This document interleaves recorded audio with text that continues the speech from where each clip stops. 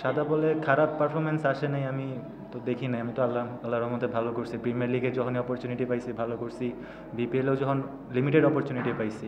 এবার রংপুর রাইডার্স যেহেতু আমার উপর ট্রাস্ট রেখেছে, ওদের ডোমেস্টিক টিমে ভালো খেলেছি, so I am very thankful. আর এমন না যে আমি খারাপ করে আসছি, আমি যখনই অপরচুনিটি পাইছি আমি ভালো খেলার চেষ্টা করেছি।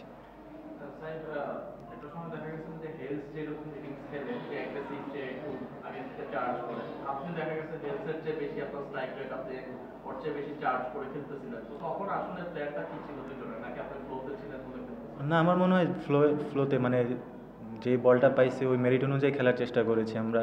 সো যখন যে বলটা মানে বল অনুযায়ী খেলার চেষ্টা করছি, মেরিট অনুযায়ী।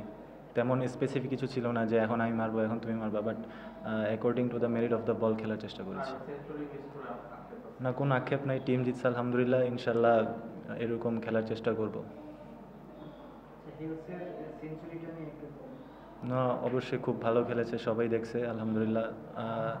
চেষ্টা থাক মানে দোয়া থাকবে যাতে আরও এরকম ইনিংস খেলে। ওর ব্যাটিং এর কোনো অংশ আছে যেটা আপনি আয়ত্ত করতে চান বা ভালো লেগেছে? না, অবশ্যই ও মানে same according to the merit অনুযায়ী খেলার চেষ্টা করে।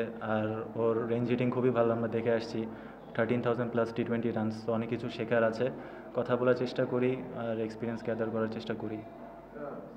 জিএসএল থেকে বেশ ভালো ছন্দে আছেন, তো এবার বিপিএল এর আগে কোনো আলাদা কোনো প্ল্যান ছিল বা কোনো ওয়ার্কআউট? না, অবশ্যই প্ল্যান ছিল। আমি সালাউদ্দিন স্যারের সাথে কাজ করেছি অনেক দিন ধরে, তো স্যার অনেক ব্যাক করেছে, প্লাস টিম ম্যানেজমেন্ট আমাকে অনেক ব্যাক করেছে। আমার মনে হয় আল্লাহর রহমতে ভালো হচ্ছে, বাট আরও ভালো করতে হবে ইনশাল্লাহ। Thank you. Thank you.